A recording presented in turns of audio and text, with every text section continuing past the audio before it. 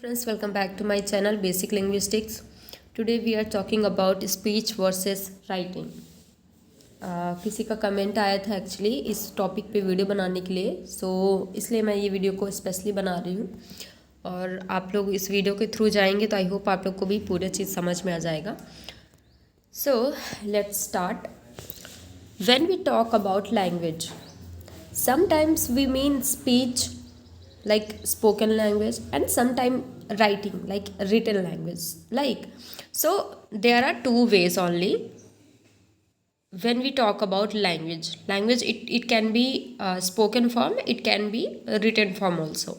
So two forms are there. Speech is spoken and heard. Speech क्या होता है? जब हम स्पीच की बात करते हैं तो स्पीच एक स्पोकन लैंग्वेज है, ठीक है, तो उसको हम बोल सकते हैं और सुन सकते हैं. बट वाइल जबकि जो राइटिंग होता है, writing is written and read. जो राइटिंग होता है उसको हम लिख सकते हैं और पढ़ सकते हैं. The spoken language uses tone and pitch to improve understanding और written language can only use layout and punctuation. जब हम स्पोकन लैंग्वेज की बात करते हैं तो उसमें जब बोलते टाइम हम टोन का यूज़ कर सकते हैं, पिच का यूज़ कर सकते हैं, इंटोनेशन हो गया, हमारे बोलने की फ्रिक्वेंसी क्या है. So many things are there which is related to spoken language. And when we talk about the written language, so written language में हम क्या चीज़ें ऐड कर सकते हैं? ओनली लाइक लेआउट्स हो गए, पंक्चुएशंस मार्क हो गए, उसके थ्रू हम कहाँ पे रुकना है कहाँ पे नहीं, वो सारी चीज़ें डिसाइड करते हैं. ये दोनों में चीज़ें हैं जो इंक्लूड किया जा सकता है. Spoken language involves speaking and listening skills.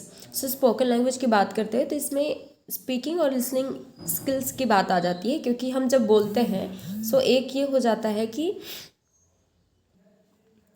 इसमें ये हो जाता है कि स्पीकिंग एंड लिसनिंग आता है. जो बोल रहा है स्पोकन लैंग्वेज, जो बोल रहा है, एक सुनने वाला होता है, एक बोलने वाला होता है. तो बोल रहा है वो स्पीकिंग, उसकी स्किल देख सकते हैं कि कैसे बोल रहा है. सबकी क्योंकि स्किल्स अलग अलग होती हैं. लिसनिंग स्किल है ना, सुनने की क्षमता, कोई जल्दी सुन लेता है, कोई थोड़ा देर लगाता है, कोई तो दोनों स्किल देखी जाती है स्पोकन लैंग्वेज में. अगर रिटन लैंग्वेज की बात करें वहीं तो इसमें राइटिंग और रीडिंग स्किल्स की बात होती है. तो ये दो स्किल्स इसमें इंपॉर्टेंट होती है. Next is writing is usually permanent and written text can not usually be changed once they have been printed और रिटन आउट. आप ये जानते हैं जो राइटिंग होता है वो परमानेंट होता है. लाइक जितने भी रिटन टेक्स्ट आप देख लीजिए, अगर वो एक बार लिख दिए गए तो वो लिखा रहता है, उसको प्रिंट कर सकते हैं, रिटन आउट, है ना. जो एक बार लिख चुका है वो वैसे ही परमानेंट हो जाता है.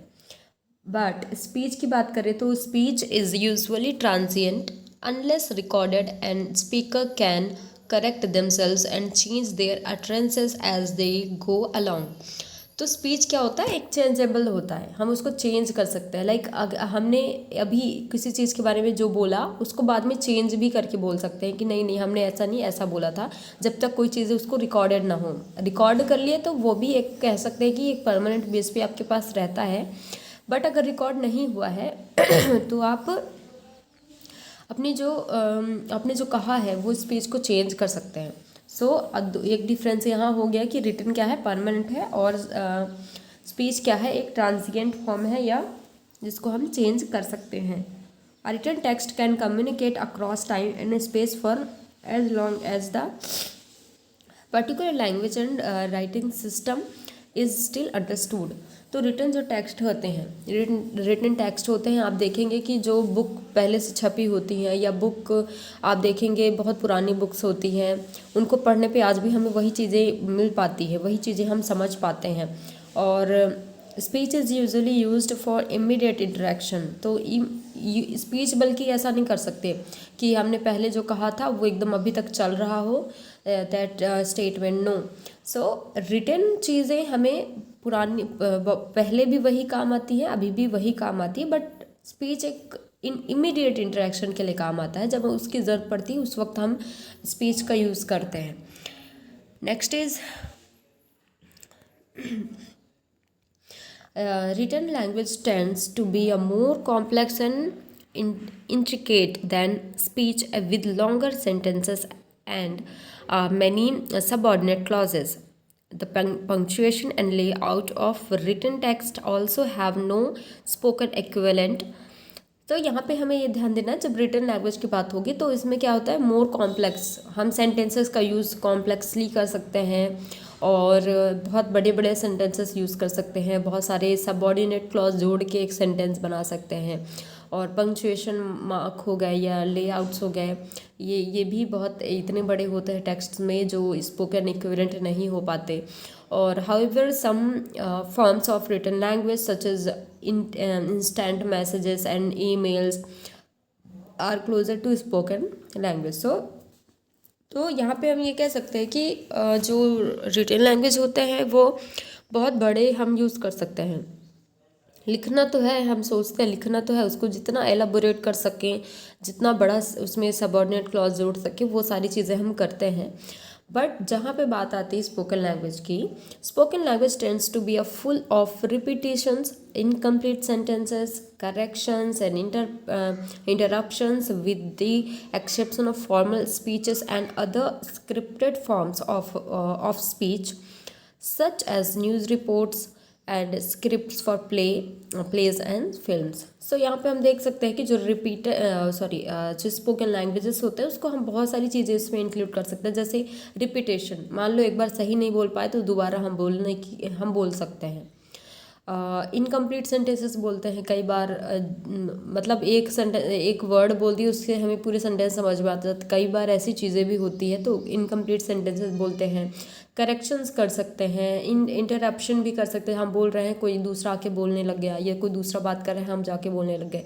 इंटरप्शंस भी होते हैं विद द एक्सेप्शन ऑफ, जो भी एक्सेप्शन होते हैं फॉर्मल स्पीचेस के, हम बोल सकते हैं. जिसको एक फॉर्मल स्पीच तो अच्छा रहता है, सब कुछ फॉर्मली बहुत अच्छे से अरेंज करके बोला जाता है. बट जो इनफॉर्मल रहता है, जो कहना चाहिए फॉर्मल स्पीचेस के एक्सेप्शंस होते हैं, उसमें ये सारी चीज़ें हम ऐड कर सकते हैं. तो कुछ ये भी एक तरह का अंतर आप यहाँ पे देख सकते हैं. Writers receive no immediate feedback from their readers except in computer based communication. Therefore, they cannot rely on context to clarify things, so there is more need to explain things clearly and unambiguously than in speech, except in written correspondence between people who know one another well.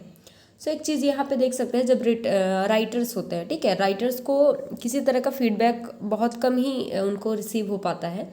मान लो किसी ने text लिख दिया, एक book लिख दिया, उस book को बहुत लोगों ने पढ़ा, उनको कई बार क्वेश्चंस आते हैं माइंड में, कई बार उनको लगता है कि हमें ये चीज़ें अलग हैं या ये चीज़ें और अच्छी होनी चाहिए या ऐसा कैसे हो गया. तो so many questions are there, for that वो क्या होते हैं, आस्क नहीं कर पाते, उस टाइम पे वो पूछ नहीं पाते. इस तरह उनको जो एक इमीडिएट फीडबैक है वो रीडर तक या रीडर से राइटर तक नहीं पहुंच पाता है. और हाँ, कंप्यूटर बेस्ड कम्युनिकेशन अगर है तो उसमें हो जाता है. और कभी कभी ये भी आप देख सकते हैं, अगर बहुत ही कोई जाना पहचाना इंसान है, उसके साथ कुछ रिटन टेक्स्ट में हम बात कर रहे हैं लाइक दैट, सो उस टाइम पे हम किसी भी तरह की चीज़ें को क्लियर कर सकते हैं. बट अगर रिटन टेक्स्ट आप एक टेक्स्ट के रूप में देख लो तो वो अम्बिग्युअस, कई बार चीज़ें ऐसी हो जाती हैं जो हमें समझ में नहीं आता, वो क्लैरिफाई नहीं हो पाती. तो रिटन में कुछ इस तरह है. और स्पीच की बात करें तो speech is usually a dynamic interaction between two और मोर पीपल्स. इसमें बहुत सारे लोग एक साथ इंटरेक्शन कर सकते हैं. Context and shared knowledge play a more role. इसमें बहुत सारी चीज़ें हैं. कॉन्टेक्स्ट, किसी भी कॉन्टेक्स्ट में बात करना या नॉलेज को शेयर करना लाइक दैट, इसमें पॉसिबल है. So it is possible to leave much unsaid और indirectly implied. And writer can make use of punctuation, heading, layout, colors and other graphical effects in their written text. Such things are not available in speech. So these are the things which is available in written language only. So like punctuation हम use कर सकते हैं, headings डाल सकते हैं, layout बना सकते हैं, colors उसमें डाल सकते हैं, graphical effect डाल सकते हैं. So these are the things involved in written text only. but speech can use timing, tone, volume, timbre to add emotional context like that. So these are the difference. Next is the written material can be repeatedly and closely analyzed, and notes can be made on the writing surface. Only recorded speech can be used in this way. So जब return material की बात आती है तो उसको हम बार बार पढ़ सकते हैं. अगर कोई टेक्स्ट हमारे सामने है, एक बार पढ़ लिया, हमें समझ में नहीं आया, दोबारा हमने उसको पढ़ लिया, तो रिपीटेडली हम उसको पढ़ सकते हैं और बहुत क्लोजली एनालाइज कर सकते हैं. एंड नोट उससे हम नोट्स भी मेक कर सकते हैं. और ऐसा अगर स्पीच की बात करें तो सिर्फ रिकॉर्डेड स्पीचेस में हो सकता है, जो रिकॉर्ड करके डाला हुआ हो उसको हम बार बार सुन के हम नोट्स प्रिपेयर कर सकें. तो स्पीच में ऐसा होता है. अब some grammatical constructions are only used in writing, as are some kinds of vocabulary such as some complex chemical and legal terms. So there are things like speech में हम नहीं कर सकते, only writing में ही कर सकते हैं कि कुछ ऐसी vocabulary है जो normally हम speech में नहीं ला सकते हैं, उसको लिखने में या कोई भी complex chemical चीज़ें जो हैं उसको लिखने में ही समझ में आती हैं. So there are these are the difference between spoken language and written language. अभी हम यहाँ पे बात कर लेंगे थोड़ा सा एक मेन डिफरेंसेस के तौर पर देख लेंगे. So spoken language involve speaking and listening skill. Writing written language involves reading and writing skill. Okay. older than written language, not as old as the spoken language. So देखो, जब spoken language की बात होगी obviously ये written language से पहले का है, क्योंकि जब हम लिखना नहीं जानते थे तो बोल के चीज़ें बताते थे. अब तो लिखना जानने लग गए हैं, ठीक है, लेकिन ये पहले आया था, ये बाद में. More informal and simple than written language. तो इनफॉर्मली हम जब बात करते हैं, स्पोकन लैंग्वेज जो होती है इनफॉर्मल रहता है और ज़्यादा फॉर्मल नहीं होता, फॉर्मेलिटी नहीं देखते, और सिंपल होता है, हम ज़्यादा कॉम्प्लेक्स करके चीज़ों को नहीं बोलते. एंड वहीं बात कर लें रिटन लैंग्वेज की तो मोर फॉर्मल होता है, कॉम्प्लेक्स होता है स्पोकन लैंग्वेज से ज़्यादा. और देख लेंगे mostly used between two peoples who are in the same place. जो पास हैं, जो आमने सामने है, वो लोग बात करके अपना स्पोकन लैंग्वेज का यूज़ करते हैं, या हम फ़ोन पे भी देख सकते हैं. और इसमें promotes communication across space and time. ये किसी भी टाइम पे किसी भी जगह पे इसको कर सकते हैं, क्योंकि अगर वो लिखा हुआ रिटन हमारे पास है तो हम कहीं पे भी किसी वक्त भी इसमें टाइम और स्पेस का कोई वो नहीं रहता, कि बंधा हुआ नहीं रहता, हम कहीं पे भी पढ़ सकते हैं, किसी टाइम पे भी पढ़ सकते हैं. Can use tone, pitch, volume. So यहाँ पे देख सकते हैं कि इसमें हम जब स्पोकन लैंग्वेज की बात कर रहे हो तो हम टोन यूज़ कर सकते हैं, पिच, वॉल्यूम यूज़ कर सकते हैं, और अगर लिख रहे हैं तो हेडिंग्स डाल सकते हैं, punctuation, layouts etcetera. Temporary since there are no records. ये टेम्पररी होता है, अगर हमने एक बार बात वो बोल दी, अगर उसको रिकॉर्ड नहीं किया है तो एक टेम्पररी फॉर्म में रहेगा, सुन लिए और फिर वो दोबारा हम सुनने को नहीं मिलेगा. लेकिन अगर रिकॉर्ड कर लिया है तो हाँ उसको बार बार सुन सकते हैं.